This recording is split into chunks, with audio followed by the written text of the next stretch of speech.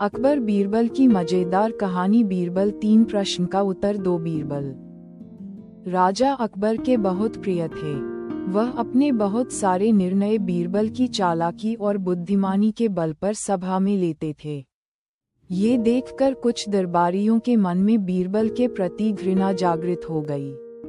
उन दरबारियों ने मिलकर बीरबल को बादशाह अकबर के सामने नीचा दिखने के लिए एक योजना बनाया। एक दिन भरी सभा में उन दरबारियों ने अकबर के समक्ष कहा कि अगर बीरबल हमारे 3 प्रश्नों का उत्तर दे देंगे तो हम मान जाएंगे कि बीरबल से बुद्धिमान कोई नहीं। बीरबल की बुद्धि की परीक्षा लेने के लिए बादशाह अकबर हमेशा तैयार खड़े रहते थे। ये बात सुनते ही राजा अकबर ने हाँ कर दी। 3 प्रश्न कुछ इस प्रकार के थे। प्रश्न 1, आसमान में कितने तारे हैं? प्रश्न 2, इस धरती का केंद्र कहाँ है? प्रश्न 3, इस पृथ्वी में कितने पुरुष और महिला हैं?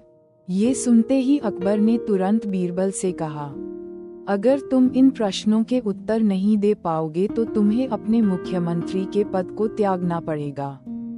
पहले प्रश्न के उत्तर के लिए बीरबल एक घने बालों वाले भेड़ को कर आए और कहने लगे कि जितने बाल इस भेड़ के शरीर में हैं उतने ही तारे आसमान में हैं। अगर मेरे दरबारी मित्र इस भेड़ के सभी बाल गिनना चाहें तो गिन सकते हैं। दूसरे प्रश्न के उत्तर के लिए बीरबल जमीन पर कुछ रेखाएं खींचने लगे और कुछ देर बाद उन्होंने एक लोहे की छड़ी को गाड़ दिया और कहा, यह है धरती का केंद्र बिंदु।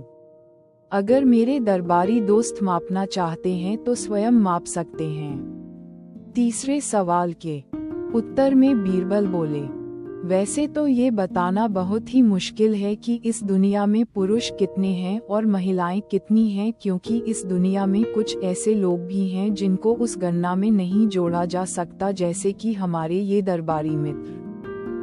अगर इस प्रकार के लोगों को हम मार डालें तो हमें गणना करने में भी आसानी होगी। ये सुनते ही सभी दरबारियों ने सर नीचे कर लिए और कहा, बीरबल तुमसे चालक और बुद्धिमान कोई नहीं। शिक्षा, सफलता प्राप्त करने का कोई न कोई रास्ता जरूर होता है, बस अपनी बातों पर दृढ़ संकल्प रखना जरूरी है।